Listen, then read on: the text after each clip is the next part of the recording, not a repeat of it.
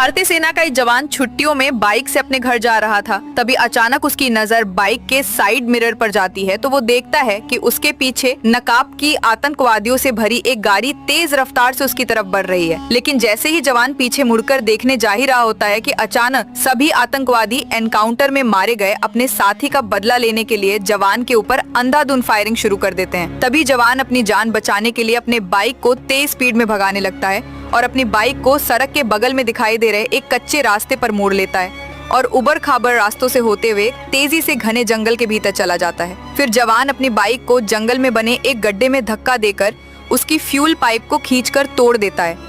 फिर सारा petrol bike से निकलकर तेजी से पूरे गड्ढे में फैलने लगता है। फिर जवान ऊपर आकर अपनी बाइक को सूखी पत्तियों से जल्दी जल्दी ढकना शुरू कर देता है और कुछ ही समय बाद पूरी बाइक सूखी पत्तियों के नीचे पूरी तरह से छिप जाती है। फिर जवान जल्दी से पेड़ों की तरफ भागता है और जल्दी जल्दी पेड़ पर चढ़कर पेड़ के सबसे ऊपर वाले हिस्से पर चुपचाप बैठकर आतंकवादियों का इंतजार करने लगता है। तभी कुछ देर बाद सारे आतंकवादी जवान का पीछा करते हुए जंगल में आ जाते हैं और अपनी गाड़ी से उतरकर जवान को इधर उधर खोजने लगते हैं। तभी कुछ आतंकवादी जवान को खोजते हुए उसी सूखे पत्तियों से ढके गड्ढे के पास चले जाते हैं। तभी जवान मौका देखकर उसी गड्ढे में तेजी से फायरिंग करता है। तभी गड्ढे में पड़ी बाइक तेज धमाके के साथ आग के गुब्बार में बदल जाती है और कुछ आतंकवादी उसी आग में जलकर ढेर हो जाते हैं। तभी सारे आतंकवादी बदले की आग में चारों तरफ अंधाधुंध फायरिंग करने लगते हैं। तभी जवान बिना देरी किए पेड़ की आड़ लेकर सभी आतंकवादियों पर अंधाधुंध फायरिंग शुरू कर देता है और अकेले ही सारे आतंकवादियों को ढेर कर देता है। लेकिन जवान इस मुठभेड़ में बुरी तरह से घायल हो जाता है।